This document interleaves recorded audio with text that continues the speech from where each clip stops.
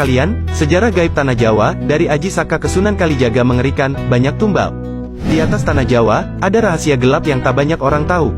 Sejarah gelap tersebut bisa terdengar mengerikan karena banyaknya tumbal. Inilah sejarah gaib Tanah Jawa, dari Aji Saka ke Sunan Kalijaga. Dari Aji Saka ke Sunan Kalijaga, bahkan sebelum zaman Aji Saka, banyak tumbal berserakan memenuhi sejarah gaib Tanah Jawa.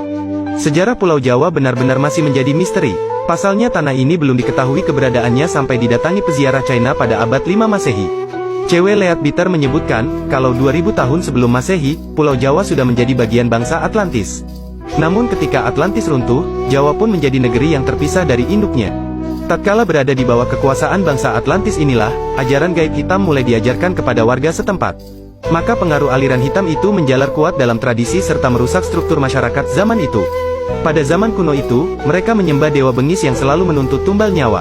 Pada zaman itu, mereka diperintah oleh raja yang merangkap imam agung dari aliran hitam. Sang raja percaya, bila praktik mengorbankan nyawa dilakukan setiap hari, maka daerah kekuasaannya bisa selamat dari kepunahan.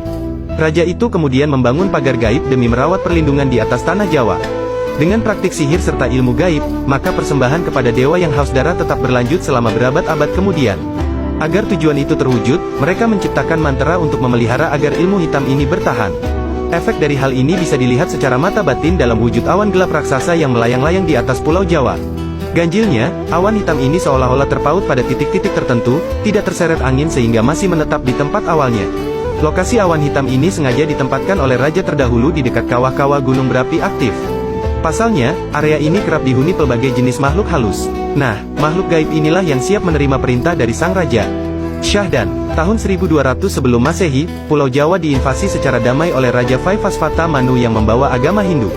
Seiring bergulirnya waktu, kekuasaan pendatang Hindu ini meningkat signifikan sehingga menjadi komunitas yang dominan. Namun demikian, kendati agama Hindu sudah diterima banyak kalangan, tapi praktik ilmu gaib masih tetap berlangsung di atas Tanah Jawa. Menyaksikan hal tersebut, Raja Vaivasvata pun membuat ekspedisi untuk menangkal pengaruh negatif dari aliran yang sudah mendarah daging di Tanah Jawa. Ekspedisi itu dipimpin ahli spiritual bernama Sakaji atau Aji Saka. Aji Saka lalu menanam benda berenergi tinggi di 7 lokasi Pulau Jawa. Aji Saka memilih perbukitan yang mengarah ke Sungai Progo, tempat yang berjarak dekat sekali dengan titik Pulau Jawa. Tumbal Aji Saka untuk memusnahkan kekuatan hitam itu bertahan selama ratusan tahun.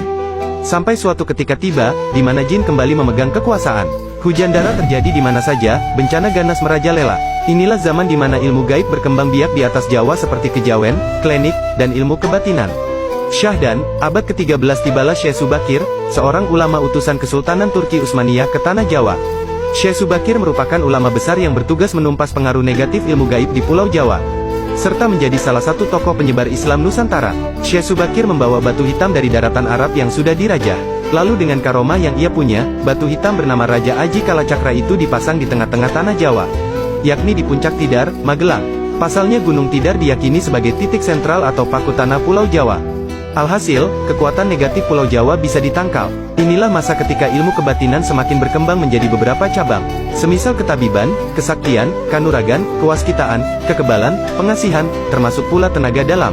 Lantas setelah Syekh Subakir memberi pagar gaib terhadap ilmu hitam, ikhtiarnya lalu dilanjutkan oleh para wali songo. Salah satu yang tersohor adalah Sunan Kalijaga. Demikian sejarah hitam dari Pulau Jawa. Meskipun begitu, ini hanya sebuah versi yang bisa benar bisa pula salah. Wallahu a'lam bishawab.